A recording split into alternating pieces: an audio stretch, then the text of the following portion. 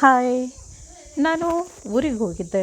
ಊರಿಗೆ ಹೋಗುವಾಗ ನಮ್ಮ ತಾಯಿ ಮನೆಗೆ ಹೋಗುವಾಗ ಗದ್ದೆ ಬಯಲು ದಾಟಿ ಹೋಗಬೇಕಾಗಿತ್ತು. ಅದೇ ಟೈಮಿಗೆ ಕಟಾವು ನಡೀತಾ ಇರೋದ್ರಿಂದ ಕಟಾವು ಮಷಿನ್ ಹಾಗೂ ಕಟಾವು ಆಗಿದ ಮೇಲೆ ಭತ್ತ ಮತ್ತು ಹುಲ್ಲು ಸಪ್ರೇಟ್ ಆದಾಗ ಹುಲ್ಲನ್ನು ಏನು ಮಾಡ್ತಾರೆ, ಪೆಂಡೆಯಾಗಿ ಕಟ್ತಾರೆ. ಆ ಕಟ್ಟೋ ಮಷಿನ್ನು ನೋಡಿದ ತಕ್ಷಣ ಖುಷಿ ಅನ್ನಿಸ್ತು. ಯಾಕಂದರೆ ಅಷ್ಟು ಹತ್ತಿರದಿಂದ ನೋಡಿದ್ದಕ್ಕೆ ನನ್ನ ಮಗಳಿಗೂ ಖುಷಿ ಆಯಿತು, ನನಗೂ ಖುಷಿ ಆಯಿತು. ಹಾಗೆ ಸಣ್ಣ ಒಂದು ಕ್ಲಿಪ್ ತೊಗೊಂಡೆ. ಎಲ್ಲ ಹುಲ್ಲನ್ನು ಕಲೆಕ್ಟ್ ಮಾಡಿ ರೋಲ್ ಮಾಡುತ್ತೆ. ತುಂಬ ಬ್ಯೂಟಿಫುಲ್ಲಾಗಿ ಎಷ್ಟು ಚೆನ್ನಾಗಿ ಮಾಡುತ್ತೆ ಅಂತ ಹೇಳಿದರೆ ಅಷ್ಟು ಚೆನ್ನಾಗಿ ಮಾಡುತ್ತೆ. ತುಂಬ ಖುಷಿ ಆಯಿತು. ಹಾಗೆ ಒಂದು ಶಾರ್ಟ್ ವಿಡಿಯೋ ಮಾಡಿಕೊಂಡೆ. ಹಾಗೆ ನಾವು ಮನೆಗೆ ಹೋಗಿದ್ವಿ. ಮನೆಗೆ ಹೋಗಿದ ಮೇಲೆ ಇದ್ದಿದ್ದೇ ಅದು ಬೀಚಿಗೆ ಹೋಗಿ ನಾವು ಟೈಮ್ ಸ್ಪೆಂಡ್ ಮಾಡ್ತೀವಿ. ಬೀಚಿಗೆ ಹೋದಾಗ ಈ ಸರಿ ಸಮ್ಮರ್ ಸೀಸನ್ ಸ್ಟಾರ್ಟ್ ಆಗ್ತಾ ಇದೆಯಲ್ಲ, ಆ ರೀತಿ ಎಲ್ಲ ಫುಲ್ಲು ಸ್ಟೆಪ್ ಥರ ರೆಡಿಯಾಗಿತ್ತು. ಅವಳಿಗೆ ಆ ಸ್ಟೆಪ್ ಥರ ಆಗಿರೋ ರೀತಿ ಮೇಲೆ ಆಡೋದಂದರೆ ತುಂಬ ಇಷ್ಟ. ಯಾಕಂದರೆ ಜಸ್ಟ್ ಸ್ಟೆಪ್ ಇಟ್ಟಿದ ತಕ್ಷಣ ಅದು ಜಾರಿ ಕೆಳಗೆ ಬಿದ್ದುಬಿಡತ್ತೆ. ಹಾಗೆ ಎಂಜಾಯ್ ಮಾಡ್ತಾ ಹೋದ್ವಿ. ಯಾಕಂತ ಕೇಳಿದರೆ ಬೀಚ್ ಯಾರಿಗಿಷ್ಟ ಇಲ್ಲ ಅಲ್ವಾ? ಎಸ್, ಬ್ಯೂಟಿಫುಲ್ಲಾಗಿದೆ ನಮ್ಮ ಬೀಚ್. ನೀವೇ ಹೇಳಿಲ್ಲ ಅಂದರೆ ಏನಂತೆ, ನಾನೇ ಹೇಳ್ತಾ ಇದ್ದೀನಿ ನೋಡಿ. ತುಂಬ ತುಂಬ ತುಂಬ ತುಂಬ ಬ್ಯೂಟಿಫುಲ್ ಇದೆ ಬೀಚ್. ತುಂಬ ಕ್ಲೀನ್ ಇದೆ. ಸ್ಪೆಷಲಿ ಏನೇ ಒಂದು ಸಣ್ಣ ಕಡ್ಡಿ ಹುಡುಕಿದ್ರೂ ಸಿಗಲ್ಲ ಅನ್ನುವಷ್ಟು ಕ್ಲೀನ್ ಇದೆ. ಸೊ ಹಾಗೆ ವಾಕಿಗೆ ಹೋಗಿದ್ವಿ. ವಾಕ್ ಹೋಗ್ತಾ ಹೋಗ್ತಾ ಹಾಗೆ ಎನಿ ಟೈಮ್ ಒಂದು ರೀಲ್ ಇದ್ದಿದ್ದೆ. ಹಾಗೆ ವಿಡಿಯೋನೂ ಮಾಡಿಕೊಂಡೆ. ಹಾಗೆ ನೋಡಿದೆ, ಆಗಲೇ ಹೇಳ್ದ ಹಾಗೆ ಆ ಸ್ಟೆಪ್ ಟೈಪ್ ಕ್ರಿಯೇಟ್ ಆಗಿತ್ತು. ಅದು ನನ್ನ ಮಗಳಿಗಂತೂ ಈ ರೀತಿ ಕ್ರಿಯೇಟ್ ಆಗಿರೋ ಸ್ಟೆಪ್ಪು ಮೇಲೆ ಈ ರೀತಿ ಜಾರು ಬಂಡಿ ಆಡೋದು ಅಂದರೆ ಸ್ಲೋಪು ರೀತಿಯಲ್ಲಿ ಹೋಗೋದಂದ್ರೆ ತುಂಬ ಇಷ್ಟ. ನೋಡಿ, ಅಲ್ಲಾಡ್ತೀನಿ ಇಲ್ಲಾಡ್ತೀನಿ, ಯಾರು ಬೇಕಂತಲೇ ಇಲ್ಲ. ಖುಷಿ ಆಗುತ್ತೆ. ಜಸ್ಟು ಮಕ್ಕಳಿಗಂತೂ ಹೇಳಿ ಮಾಡಿಸಿದ ಪ್ಲೇಸ್ ಅನ್ನೋ ಥರ ಇದೆ. ತುಂಬ ಎಂಜಾಯ್ ಮಾಡಿದ್ಲು ನೋಡಿ. ಸ್ವಲ್ಪ ಹಸಿ ಇತ್ತು. ಆಫ್ಟರ್ನೂನ್ ಆಗಿರುವಂಥದ್ದು, ಭರ್ತ ಅಂತ ಹೇಳ್ತೀವಲ್ವ, ಆ ಟೈಮಿಗೆ ಆಗಿರುವಂಥದ್ದು ಇದು.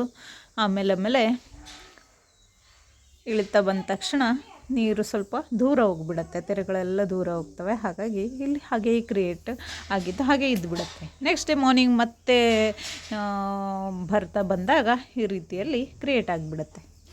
ಮತ್ತು ಆಲ್ರೆಡಿ ಎಷ್ಟೋ ತುಂಬ ಎಂಜಾಯ್ ರೀಲ್ಸಲ್ಲಿ. ನೆಕ್ಸ್ಟ್ ಇನ್ನು ವೆಕೇಷನ್ಗೆ ಎಂಬ್ರಾಯ್ಡ್ರಿ ಬ್ಲೌಸನ್ನು ಹೋದಾಗ ಶೇರ್ ಮಾಡ್ಕೊಂಡು ತುಂಬ ಡಿಸೈನ್ ಡೈಲಿ ಇದ್ದಿದ್ದೆ ಅಂತೂ ಕಂಪ್ಲೀಟ್ ಮಾಡಿದೆ. ರೀಸನ್ ಇಷ್ಟೇ, ಫಸ್ಟ್ ನಾನು ಕಲಿತಾಗ ಯಾರಿಗೆಲ್ಲ ಈ ರೀತಿಯಲ್ಲಿ ಮರಳಲ್ಲಿ ಆಡೋದು, ಸಮುದ್ರ ಸ್ಟಾರ್ಟ್ ಮಾಡಿದ್ದೀನಿ. ಹೆವಿ ಡಿಸೈನ್ ಬೀಚಲ್ಲಿ ಆಡೋದು ಸೆಕೆಂಡ್ ಟೈಮ್ ಇಲ್ಲ ಹೇಳಿ ಅಲ್ವಾ ಮಾಡಿರೋ ಡಿಸೈನ್ ಎಲ್ಲರೂ ಇಷ್ಟಪಡ್ತಾರೆ. ಅದೇನಾಗೋಯ್ತು, ಸ್ಪೆಷಲ್ ನನ್ನ ಮಗಳಿಗೆ ಸ್ವಲ್ಪ ಇಡೀ ದಿನ ಜಾಸ್ತಿ ಯೂಸ್ ಮಾಡಿರೋದ್ರಿಂದ ಅದಕ್ಕೆ ನನಗೆ ಗೊತ್ತಿರಲಿಲ್ಲ ಅಷ್ಟು ಬಿಸಿಲಿದೆ ಅಂತ ಹೇಳಿದ್ರು ಕೇಳಲ್ಲ. ಹಾಗಾಗಿ ಹೋಗೋಣ ಹಾಗಾಗಿ ಥ್ರೆಡ್ ಹೋಗಿ ಒಂದು ಥ್ರೆಡ್ ಖಾಲಿ ಆಯಿತು.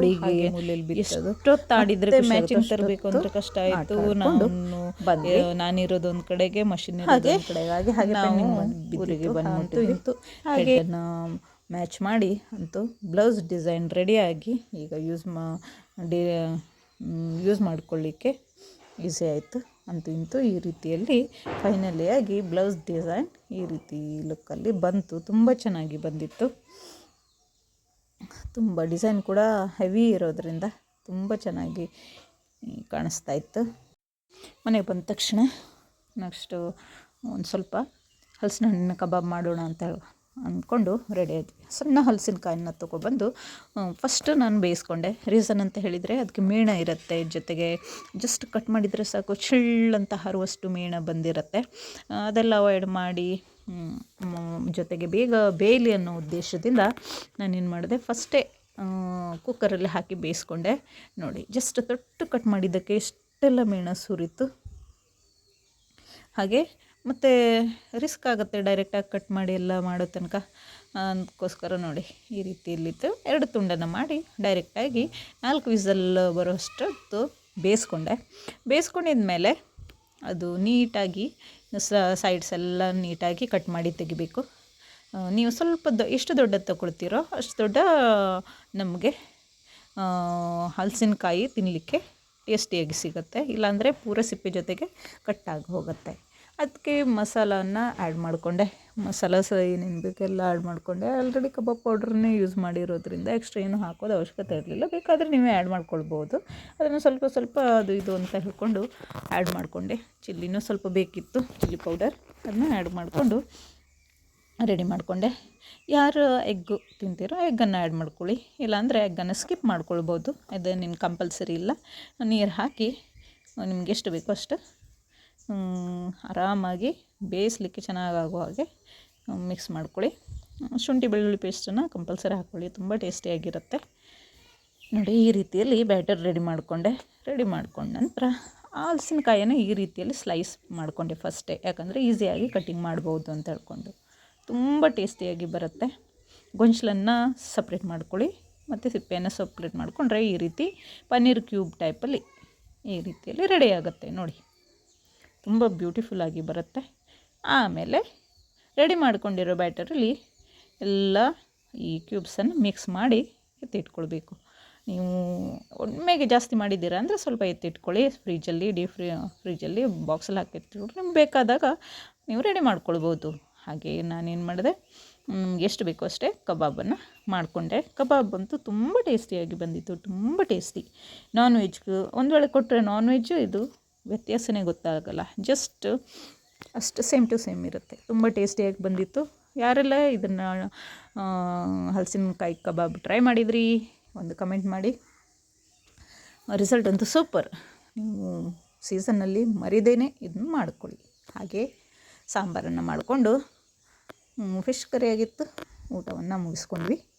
ಯಾರಿಗೆಲ್ಲ ಸ್ವಲ್ಪ ಆದರೂ ಯೂಸ್ಫುಲ್ ಅನಿಸಿದರೆ ವಿಡಿಯೋನ ಲೈಕ್ ಮಾಡಿ, ಶೇರ್ ಮಾಡಿ, ನಮ್ಮ ಚಾನಲನ್ನು ಸಬ್ಸ್ಕ್ರೈಬ್ ಮಾಡಿ, ಸಪೋರ್ಟ್ ಮಾಡಿ. ಹಾಗೆ ವುಡನ್ ಸ್ಟವ್ ತುಂಬ ಬೆನಿಫಿಷಿಯಲ್ ಆಗಿದೆ. ಯಾಕಂತ ಹೇಳಿದರೆ ಜಾಸ್ತಿ ಏನು ಗಾಳಿ ಉದಿಸ್ತಾ ಕೂರಬೇಕು ಅನ್ನೋ ಟೆನ್ಷನ್ ಇಲ್ಲ. ಜಸ್ಟ್ ಫ್ಯಾನ್ ಆನ್ ಮಾಡಿ ಕಟ್ಟಿಗೆಯನ್ನು 1 ಇಲ್ಲ 2 ಪೀಸ್ ಹಾಕಿದರೆ ಸಾಕು, ಅಡುಗೆ ಕಂಪ್ಲೀಟ್ ಆಗಿರುತ್ತೆ.